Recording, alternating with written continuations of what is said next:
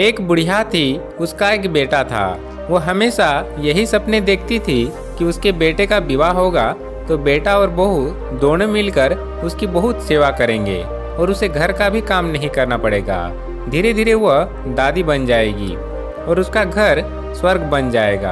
आखिर वह दिन भी आ गया जब बुढ़िया के बेटे का विवाह बड़ी धूमधाम से हुआ।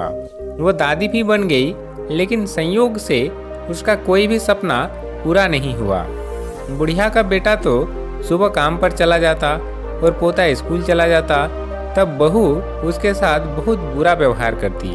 बहू बुढ़िया से घर में झाड़ू लगवाती, जूठे बर्तन साफ करवाती और टूटे फूटे बर्तनों में उसे भोजन देती। शुरू में तो बहू अपने पति और बेटे के पीछे ही बुढ़िया से झगड़ती थी, लेकिन धीरे धीरे वह अपने पति के सामने भी बुढ़िया का अपमान करने लगी। एक दिन टूटे बर्तनों में बुढ़िया को भोजन करते देखकर उसके बेटे को बहुत दुख हुआ।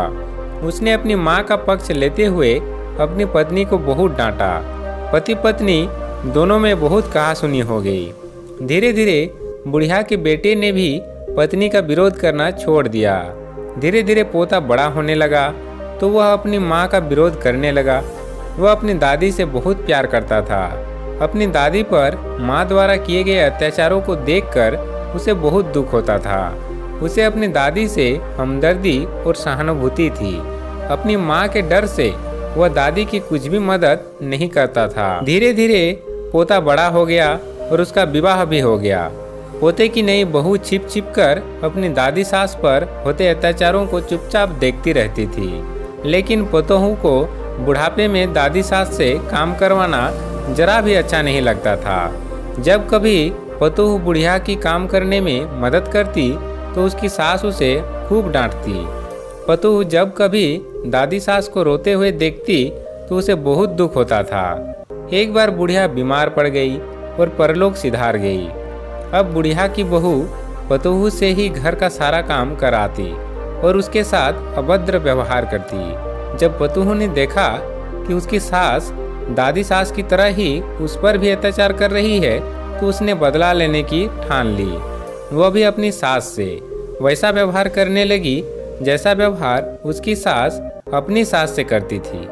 अब तो पतोहू अपनी सास को फूटी थाली में भोजन देने लगी। यह देखकर उसके पति और ससुर ने बहुत विरोध किया।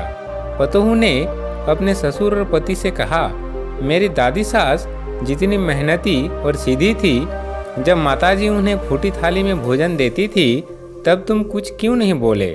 उन पर होने वाले अत्याचारों को तुम दोनों चुपचाप देखते रहे। तब क्या तुम्हारे मुख पर ताला पड़ गया था? यदि किसी ने माताजी की पैरवी की तो मुझसे बुरा कोई ना होगा। पतोहू की बातें सुनकर उसका पति और ससुर कुछ नहीं बोले। उन्होंने भी उसका विरोध करना छोड़ दिया। ससुर को अपनी पत्नी के साथ अभद्र व्यवहार देखकर बहुत गुस्सा भी आता था। जब ससुर पतोहू को डांटने लगे तो वह उनके साथ भी अभद्र व्यवहार करने लगे।